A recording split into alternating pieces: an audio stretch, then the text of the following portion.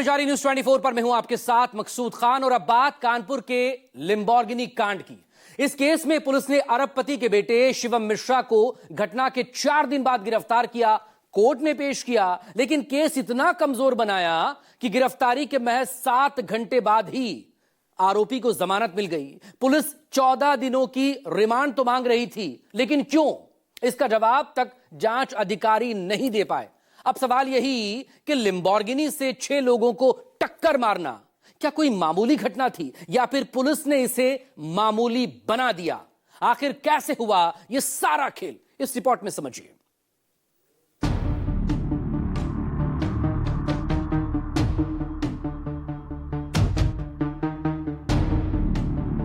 शिवम मिश्रा को फाल्सली इम्प्लीकेट किया गया है। वो गाड़ी नहीं चला रहा था।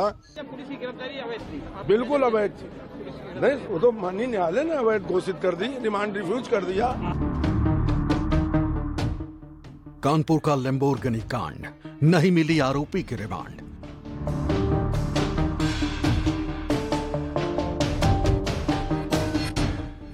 सौ घंटे बाद हुई गिरफ्तारी, 7 घंटे में जमानत हो गई।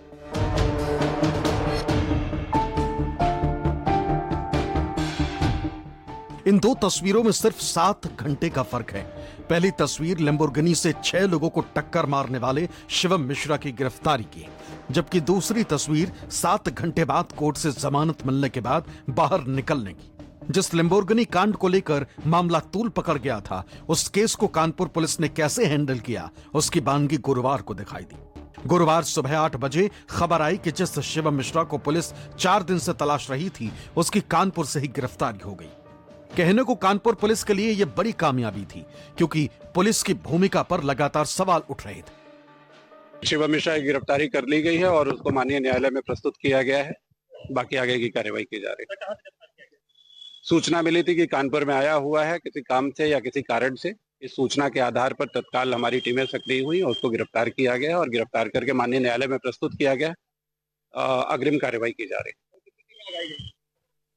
5 टीमें लगी हुई थी और आज सफलता मिली है। आज उनको प्रस्तुत कर दिया गया। इस केस के जांच अधिकारी कोर्ट में न जाने कैसा पुलिंदा लेकर पहुंचे थे कि केस कुछ मिनट भी टिक नहीं पाया। पुलिस आरोपी शिवम मिश्रा की 14 दिन की रिमांड मांग रही थी, लेकिन रिमांड क्यों चाहिए, इसका जवाब तक जांच अधिकारी के पास नहीं था। अदालत ने पाया कि जिन धाराओं में केस दर्ज किया गया है, उनमें तो थाने से ही जमानत हो सकती थी, क्योंकि कोई भी ऐसी धारा नहीं लगाई गई जिसमें 7 साल से ज्यादा की सजा का प्रावधान हो। इसी तर्क को आरोपी के वकीलों ने कोर्ट के सामने रखा और शिवम मिश्रा को 20,000 रुपए के निजी मुचलके पर बेल मिल गई। गिरफ्तारी 7 साल से कम की सजा के अपराधों में की गई, वो भी गलत है।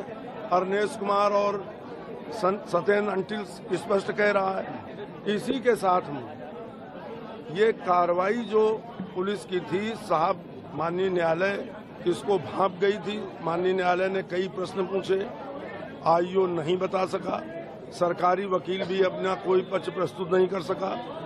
तो माननीय न्यायालय ने अपने पूरे विवेक का इस्तेमाल करते हुए माननीय सर्वोच्च न्यायालय की गाइडलाइन और बीएनएसएस के प्रावधानों को दृष्टिगत रखते हुए ये आदेश पारित किया है, रिमांड रिफ्यूज किया है। एक तरीके से ये माना अगर कहा जाए तो कोई बुरा नहीं होगा कि पुलिस सरकार के दबाव में काम कर रही है।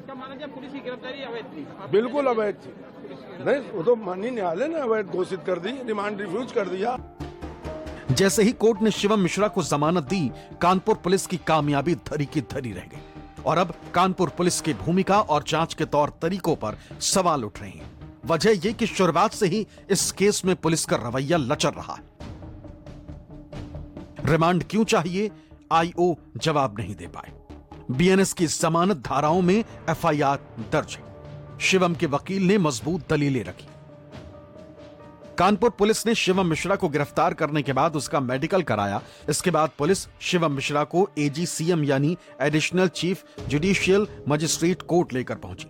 कोर्ट के बाहर वीडियो बनाने पर शिवम मीडिया कर्मियों पर भड़क गया। इशारों में कहा गया कि वीडियो क्यों बना रहे हो। पेशी के दौरान शिवम बीमार नजर आया। उसके हाथ में वीगो लगी थी। पुलिस वाले और रिश्तेदार उसे सहारा देते नजर आए। जो शिवम मिश्रा को फाल्सली इम्प्लीकेट किया गया है वो गाड़ी नहीं चला रहा था।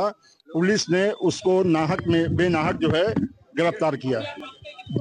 नहीं, बिल्कुल नहीं चला रहा था। लंबोर्गिनी कांड चर्चा का विषय बना हुआ है कानपुर में। अगर बात की जाए 100 घंटे बीत जाने के बाद आज जो कोर्ट में उसको पेश किया गया था शिवम मिश्रा को, और पुलिस ने जो आरोप लगाए थे उसको कोर्ट ने खारिज कर दिए हैं। जो 14 दिन की रिमांड मांगी थी पुलिस ने, उसको कोर्ट ने खारिज कर दिया है और निजी बॉन्ड पे पीआर के उसको जमानत दे दी है। आइए बात करते हैं उनके जो वकील जी, क्या है पूरा प्रकरण और कैसे कोर्ट ने पुलिस ने हाजिर किया था? क्या माननीय न्यायालय ने दोनों पक्षों को सुना। दोनों पक्षों को सुनने के बाद में माननीय न्यायालय ने 20,000 रुपए के व्यक्तिगत बंद पत्र पे हमारी अंडरटेकिंग मांगी है। हमारी अंडरटेकिंग के प्रस्तुत करने के बाद में वो उसे रिहा करेंगे।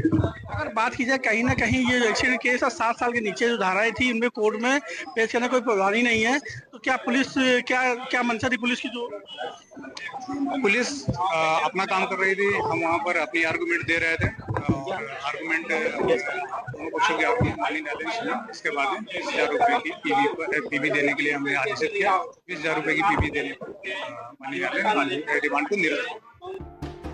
इस केस में शुरुआत से ही पुलिस की भूमिका पर सवाल उठते रहे और अब जब शिवम मिश्रा को गिरफ्तारी के महज 7 घंटे बाद जमानत मिल गई, मामला कहीं ज्यादा संदेह में दिखाई देने लगा। इसकी कई वजह। घटना के 6 घंटे बाद एफआईआर दर्ज की। एफआईआर अज्ञात ड्राइवर के खिलाफ दर्ज की, जबकि कार अरबपति कारोबारी के मिश्रा का बेटा शिवम चला रहा था। घटना को लेकर अखिलेश यादव ने पोस्ट किया। सीएम योगी ने कार्रवाई के आदेश दिए, तब 24 घंटे बाद एफआईआर में शिवम मिश्रा का नाम जोड़ा गया। एक शख्स ड्राइवर बनकर कोर्ट में सरेंडर करने पहुंचा, लेकिन कोर्ट ने उसकी अर्जी खारिज कर दी। कोर्ट ने युवक को आरोपी ही नहीं माना। शुरुआत में के मिश्रा ने दावा किया कि उसका बेटा न कार चला रहा था न घटना स्थल पर मौजूद था, लेकिन वीडियो में जब उसे कार से निकलते हुए देखा गया तो के मिश्रा ने बयान बदला। पुलिस और प्रशासन पर आरोप लगे कि शिवम मिश्रा को बचाया जा रहा है। अगर बचाने की कोशिश अगर होती है तो शिवम मिश्रा के जो पिताजी थे के मिश्रा जी, उन्होंने कहा था कि हमारा पुत्र गाड़ी नहीं चला रहा था, गाड़ी ड्राइवर चला रहा था।